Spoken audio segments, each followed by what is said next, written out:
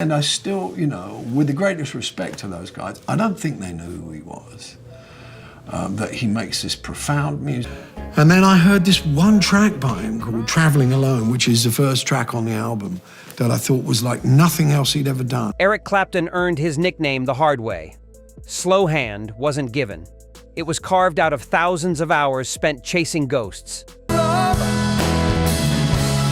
have nothing at all.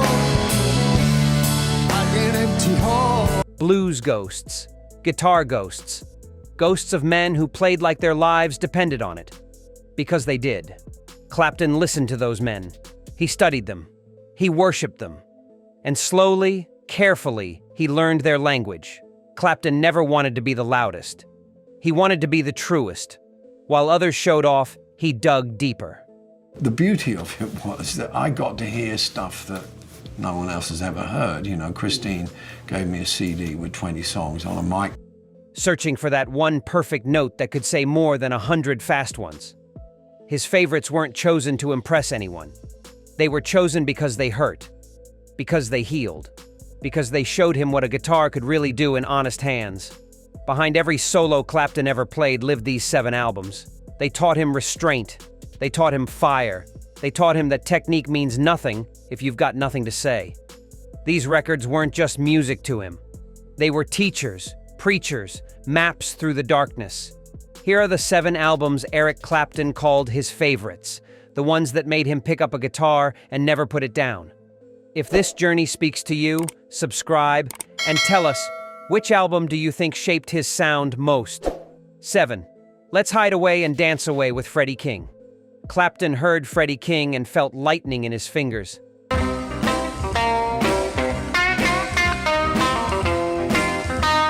Let's Hide Away and Dance Away came out in 1961, and it was all instrumental fire.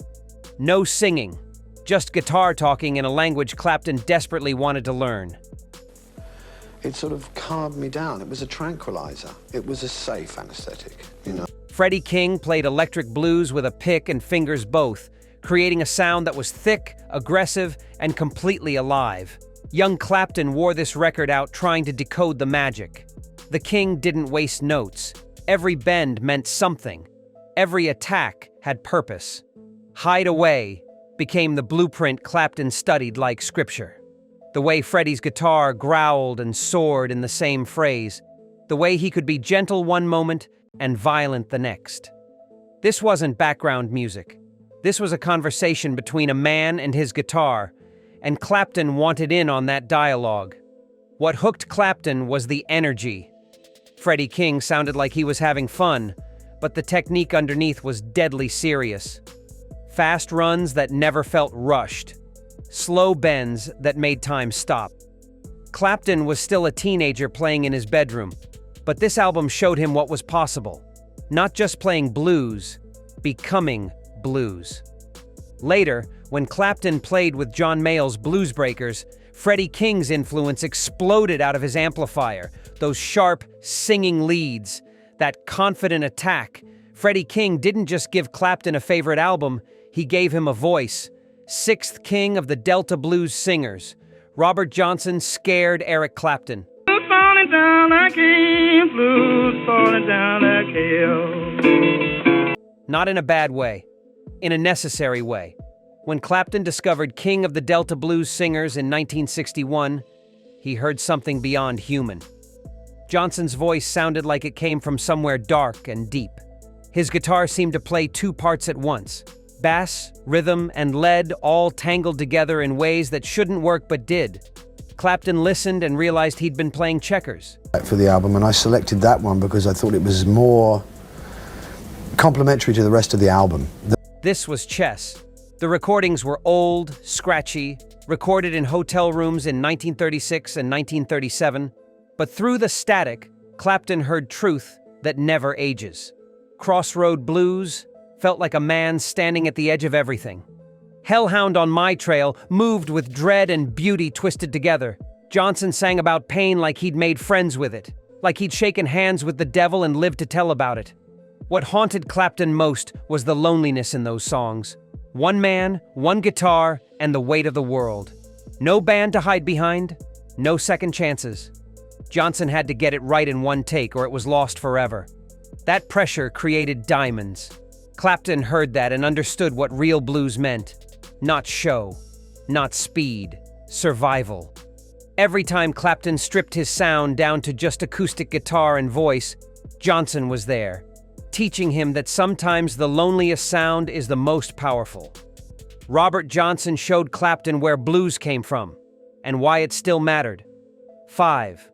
Live at the Regal. Clapton called it the greatest live blues album ever made.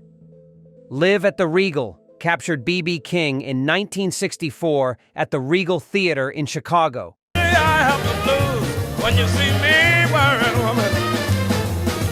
And it's you I hate to lose. And you can hear why Clapton never stopped talking about it. The crowd roared. BBS guitar sang, and for 35 minutes, everything else disappeared. I think we were all egomaniacs. We had to be. We couldn't have made that music unless we were really very headstrong. This wasn't just a concert, this was a church. And B.B. King was the preacher with a guitar named Lucille. What destroyed Clapton was the space between the notes. B.B. The King didn't need to play fast, he played smart. Every note had room to breathe, to ring, to make you wait for what came next. How Blue Can You Get unfolded like a conversation where B.B. told the audience his pain and they understood completely. The vibrato on his guitar spoke in complete sentences. Clapton learned that silence was part of the solo, that sometimes not playing was the bravest thing you could do. B.B. King controlled that crowd with just his guitar and his smile. He made it look easy, but Clapton knew it wasn't. This was decades of craft disguised as casual genius. The way B.B. bent those strings made them cry and laugh in the same phrase. His tone was pure, clean, and absolutely his own. No one else sounded like that. Clapton spent years trying to capture what B.B. did on this album. That connection between player and audience. That emotional honesty wrapped in technical mastery. Live at the Regal taught Clapton that great guitarists don't show off. They serve the song. And when they do, magic happens. 4th Folk Singer. Clapton didn't expect this album. When Folk Singer came out in 1964, Muddy Waters confused everyone. Here was the king of electric Chicago blues playing acoustic, sitting down with just a guitar, a harmonica, and Buddy Guy playing quiet. People wanted thunder. Muddy gave them rain, gentle, steady, impossible to ignore. Clapton heard it and realized power didn't always need volume. Muddy Waters invented electric blues. He was the man who plugged in and made the world shake. So when he unplugged, people listened closer. My Home is in the Delta sounded ancient and new at once. Good Morning Little Schoolgirl rolled slowly and dangerously. Muddy's voice was deep enough to fall into. His guitar playing was spare, patient, and more frightening than any screaming solo. Clapton loved that Muddy didn't need effects or amplifiers to sound powerful. His presence filled the room. His timing was perfect. Every note landed exactly where it needed to. This was a master showing how much you could say with how little. Clapton had been worshiping Muddy's electric work with Cream and the Blues Breakers. But this album showed him another side. Restraint as a weapon. Quiet as a statement. Later, when Clapton did Unplugged in 1992, Muddy's ghost was in that room, teaching him that stripping away everything reveals what's real.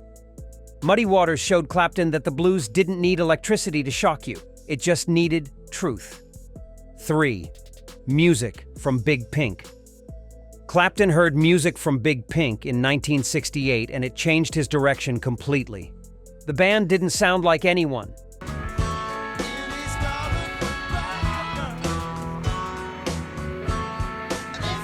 They didn't try to be flashy or loud.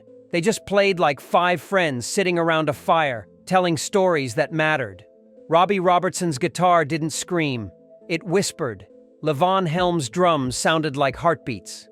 Richard Manuel and Rick Danko sang like they'd lived 100 years. Clapton heard all this and realized he'd been shouting when he should have been speaking. The weight unfolded like a parable you couldn't quite solve. Chest fever built slowly until it exploded with joy.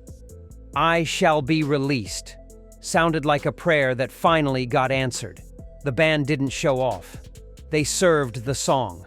Every instrument had its place. No one stepped on anyone else.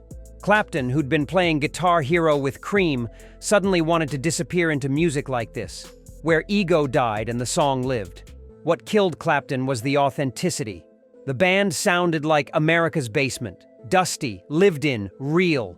They mixed rock, country, blues, gospel, and folk into something new and ancient at once. No gimmicks, no tricks, just 5 players who trusted each other completely. Clapton was tired of being a guitar god. He wanted to be a musician. This album helped kill Cream and birth Derek and the Dominoes. The band taught Clapton that less could be more, that space mattered, that serving the song was the highest calling. 2.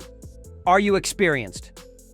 Jimi Hendrix terrified Eric Clapton, in the best way possible.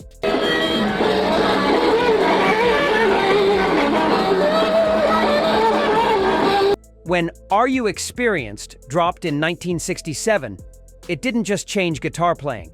It destroyed the old rules and built new ones from the ashes. Clapton had been called a guitar god. Then he heard Hendrix and realized he'd only been playing in the shallow end. Jimi had jumped into the ocean and was swimming with creatures no one knew existed. Hendrix didn't play guitar. He attacked it, loved it, tortured it, and made it sing in languages that shouldn't exist. Purple Haze sounded like the future invading the present. Foxy Lady growled with sex and swagger. The Wind Cries Mary proved Jimi could whisper as beautifully as he could scream. Clapton listened to this album and felt his confidence crack. But that crack let new light in. What amazed Clapton was the imagination. Hendrix used the studio like an instrument. Backwards guitars, feedback as melody, distortion as beauty. He made mistakes sound intentional and intentional things sound like happy accidents. The technique was supernatural, but it was the creativity that mattered. Jimi didn't just play better. He heard something different. He saw sounds no one else could see. Clapton never tried to be Hendrix. He couldn't. Nobody could. But this album pushed him to find his own voice instead of copying his heroes. Hendrix showed Clapton that the guitar had no limits. Only the player did, and even those could be broken. 1. Moanin' in the Moonlight. Before everything else, there was the Wolf. Moanin' in the Moonlight came out in 1959, and when Clapton first heard it, something in his chest answered back. Howlin Wolf's voice was huge, terrifying, and completely human all at once. He sounded like a man wrestling with demons and winning. His guitar player, Willie Johnson, played a rhythm that was simple and devastating. This wasn't music, this was survival turned into sound. Smokestack lightning, hypnotized with one riff repeated into infinity. How many more years, asked the question every blues singer has ever asked. Evil lived up to its name. The Wolf didn't sing pretty, he sang true. His voice growled and howled and rumbled like thunder, deciding whether to strike. Clapton heard that raw power and knew this was what he'd been searching for. Not perfection, honesty. What Clapton loved most was that Howlin Wolf didn't care about being liked. He cared about being real. The recordings were rough, captured in Chess Records studios with minimal fuss. But through that rawness came something pure. The Wolf's presence dominated every second. You believed every word because he'd lived every word. This wasn't a performance. This was testimony. Every time Clapton played blues for the rest of his life, the Wolf was watching, teaching him that the blues isn't about how you play, it's about why. Howlin Wolf gave Clapton his mission. Play like your life depends on it. Because it does. Eric Clapton never stopped being a student. These 7 albums taught him everything. Technique means nothing without a soul. Speed means nothing without space. Fame means nothing without truth. Clapton's guitar sang because these albums taught it how. What album changed your life? Drop it below. Subscribe for more stories written in strings and soul.